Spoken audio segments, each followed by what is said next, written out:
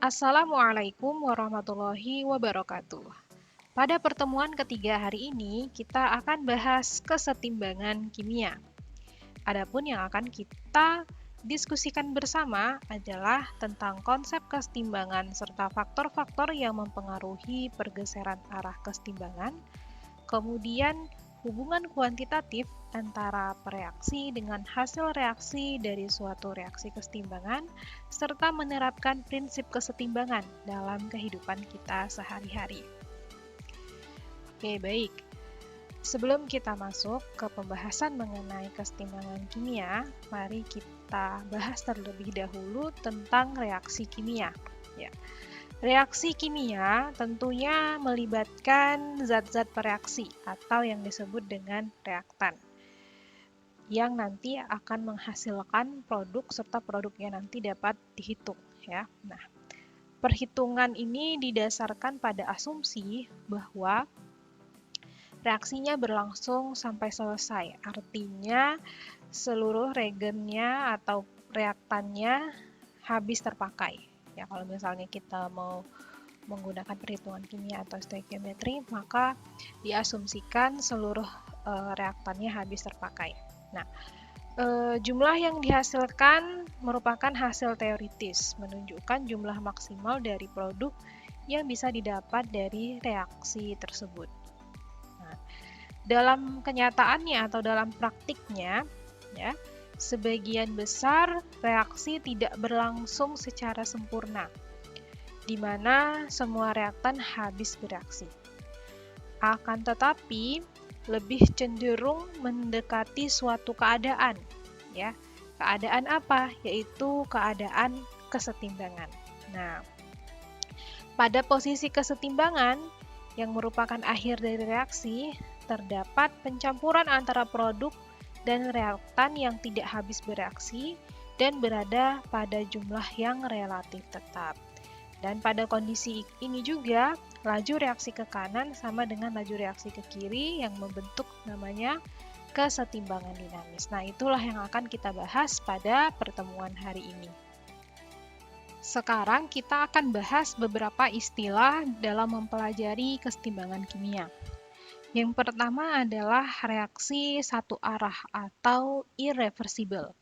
Reaksi irreversible adalah reaksi tidak dapat balik, yaitu reaksi yang terjadi dalam satu arah dan produknya tidak dapat kembali menjadi reaktan. Ya.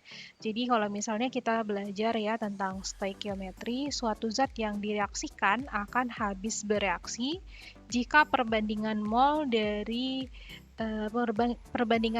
zat tersebut sama dengan perbandingan koefisiennya. Misalnya ada reaksi ya, contoh Mg ditambah 2HCl menjadi MgCl2 ditambah H2. Nah, pada reaksi ini, perbandingan mol Mg dengan HCl-nya adalah 1:2.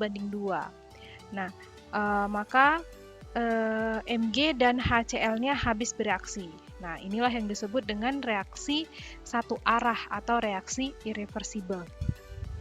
Nah, kemudian ada kalanya reaksi kimia, reaktan tidak habis bereaksi, walaupun zat yang direaksikan sama dengan perbandingan koefisiennya. Contohnya adalah reaksi H2 tambah I2 menjadi 2HI. Nah, pada reaksi tersebut, setelah campuran reaksi dibiarkan beberapa lama, terdapat campuran gas H2, gas I2, dan gas HI. Kenapa? Ternyata gas HI yang terbentuk terurai kembali menjadi gas H2 dan I2. Yaitu reaksinya 2HI menjadi H2 ditambah I2, sehingga reaksinya menjadi reaksi bolak-balik namanya, atau reaksi reversibel. Nah, apa itu reaksi reversibel? Yaitu reaksi dapat balik, reaksi yang terjadi pada dua arah yang berlawanan dalam waktu yang bersamaan. Nah, jadi dalam reaksi bolak-balik ini, reaksinya tidak hanya berlangsung dari kiri ke kanan, tetapi juga sebaliknya, dari kanan ke kiri. Nah, makanya untuk menunjukkan reaksi bolak-balik atau reaksi reversibel dilambangkan dengan panah bolak-balik, ya. Oke. Nah, kemudian kalau misalnya nanti reaksinya sudah bolak-balik atau reaksi reversibel, kemudian nanti laju reaksi ke kiri dengan laju reaksi ke kanannya sama, maka akan terjadi namanya kesetimbangan atau dalam bahasa Inggrisnya disebut dengan equilibrium ya. Oke. Nah, dalam reaksi bolak-balik, produk dapat berubah jadi reaktan ya. Jadi dari kanan ke kiri ya. Jadi dan reaktan dapat berubah menjadi produk. Jadi reaksi berlawanan. Jadi dari kiri ke kanan, balik lagi dari kanan ke kiri.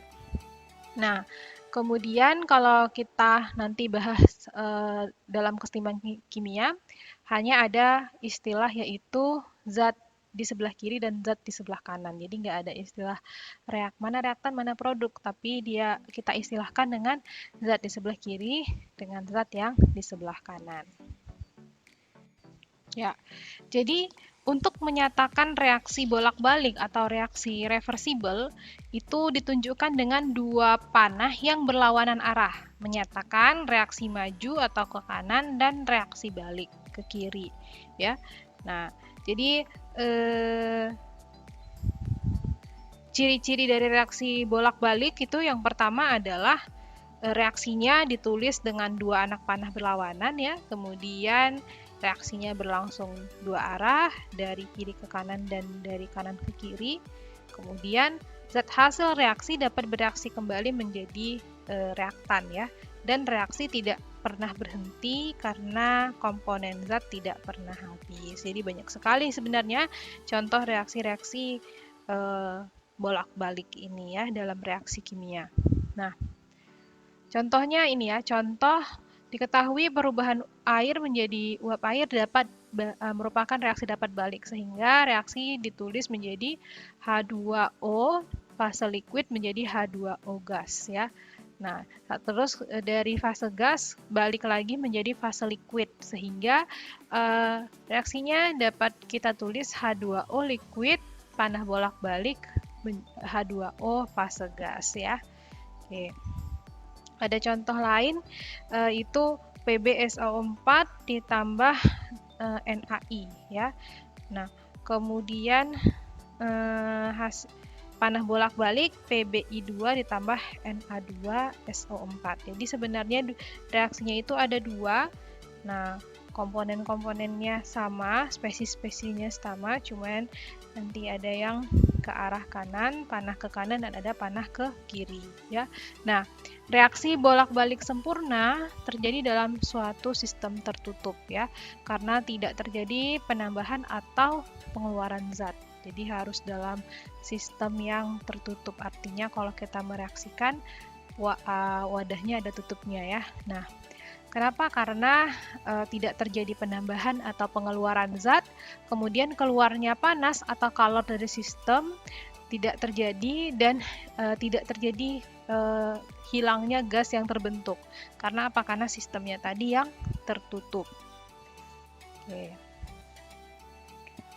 Nah, kemudian ada dua jenis ya kesetimbangan ya.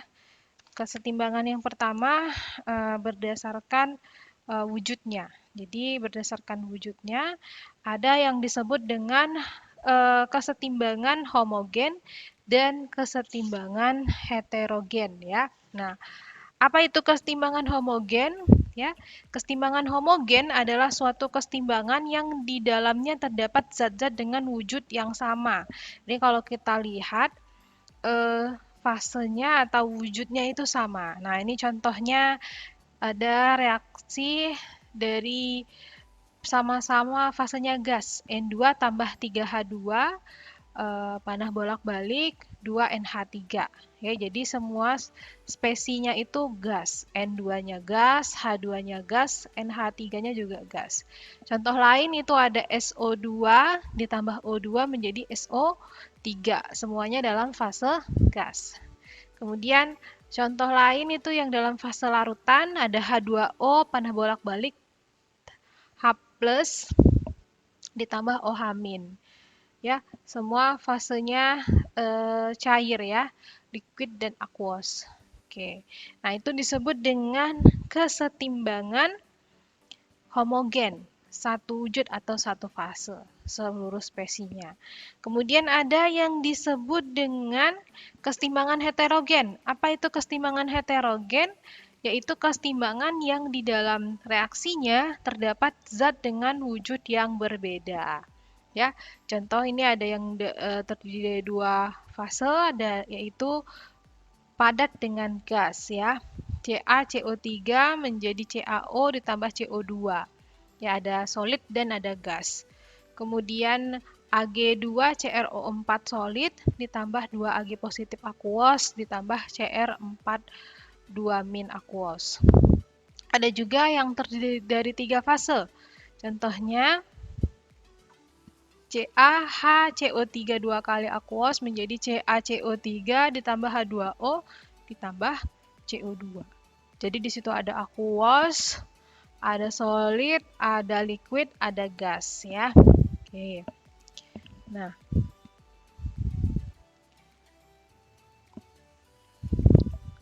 selanjutnya kita akan bahas tentang bagaimana reaksi dapat dikatakan setimbang atau mencapai kesetimbangan ya. Nah, yang pertama adalah reaksi bolak-baliknya yang mengandung gas ya, yang berwujud gas terjadi dalam sistem tertutup. Nah, apa itu sistem tertutup? Yaitu tadi sistem reaksi di mana baik zat-zat yang bereaksi maupun hasilnya tetap berada dalam sistem, artinya tidak keluar dari sistem. Selanjutnya adalah kesetimbangan atau reaksi mencapai kesetimbangan ketika konsentrasi seluruh zat nilainya tetap. Kemudian ketika laju reaksi maju V1 ya sama dengan laju reaksi balik V2. Nah, contohnya ini ya yang nanti kita bahas nih, kesetimbangan dinamis dari reaksi N2O4 menjadi 2N.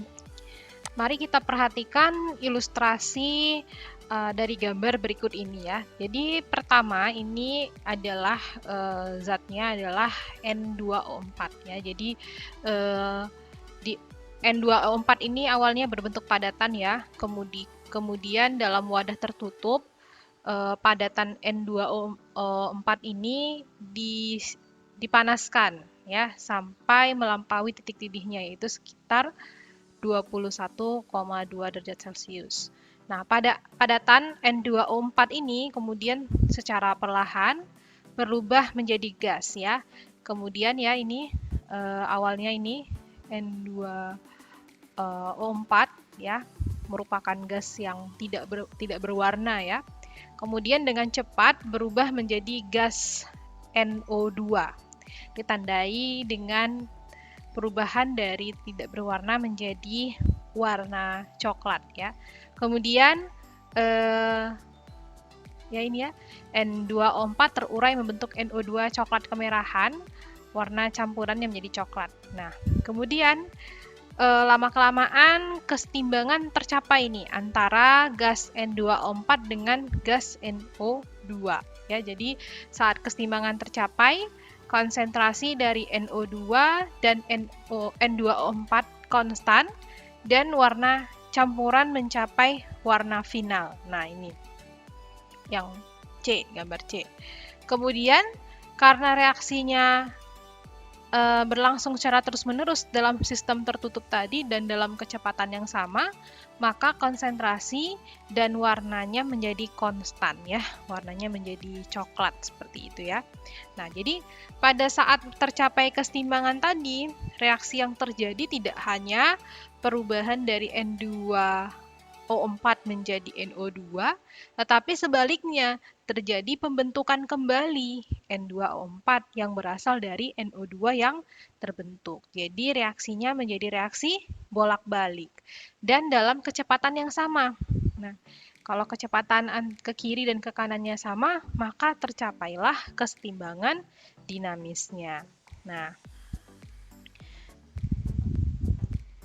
jadi karena reaksinya tadi berlangsung berlawanan arah ya, reaksi dua arah yang berlawanan ke kanan dan ke kiri, hanya saja kita tidak dapat melihatnya ya karena berbentuk gas dan dalam sistem tertutup dan berlangsung secara mikroskopik. Tapi sebenarnya reaksi ke kanan dan ke kirinya tetap terus-menerus berlangsung ya.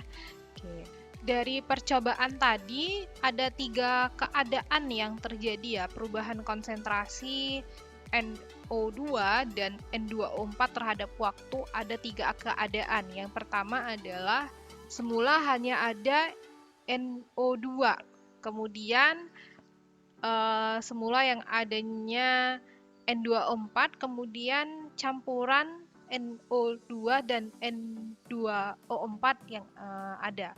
Nah, perhatikan bahwa meskipun kesetimbangannya tercapai pada ketiga kasus tersebut, namun konsentrasi kesetimbangan N2 dan N2O4 tidaklah sama. Nah, dari percobaan ini juga kita dapat membuat sistem data percobaan. Maksud saya membuat data percobaan dari sistem NO2 dengan N2O4 ya. Nah, jadi reaksinya ini berlangsung pada suhu 25 derajat Celcius ya. Dan konsentrasi gas dinyatakan dalam satuan molaritas ya. Diukur atau dihitung dari jumlah mol gas-gas semula yang ada dan pada kesetimbangan dan volume labunya dalam liter.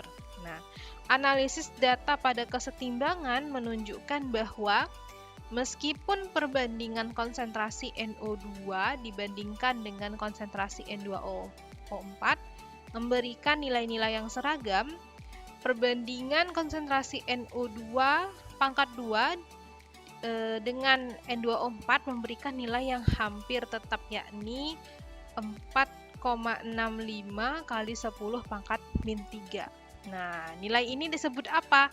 Disebut dengan konstanta kesetimbangan atau dilambangkan dengan K. Nah, secara matematis, konstanta kesetimbangan untuk reaksi NO2 dengan N2O5 adalah ya K sama dengan NO2, konsentrasi NO2 pangkat 2 dibagi konsentrasi N2O4 sama dengan 4,65 kali 10 pangkat min 3 ya. Nah, perhatikan bahwa pangkat 2 untuk konsentrasi NO2 dalam persamaan ini sama dengan apa? Sama dengan koefisien stoikiometri untuk NO2 dalam reaksi reversibel. Sehingga nanti kita generalisasikan untuk menentukan konstanta kesetimbangan itu adalah ya misalnya ada reaksi AA ditambah BB, reaksi panah bolak-balik CC ditambah DD. Di mana A, B, C dan D kecil adalah koefisien stoikiometri untuk reaksi-reaksi untuk zat-zat yang bereaksi, A besar, B besar, C besar, dan D besar, sehingga konstanta kesetimbangannya adalah K sama dengan konsentrasi C pangkat C dikali konsentrasi D pangkat D dibagi konsentrasi A pangkat A dikali konsentrasi B pangkat B. Ya.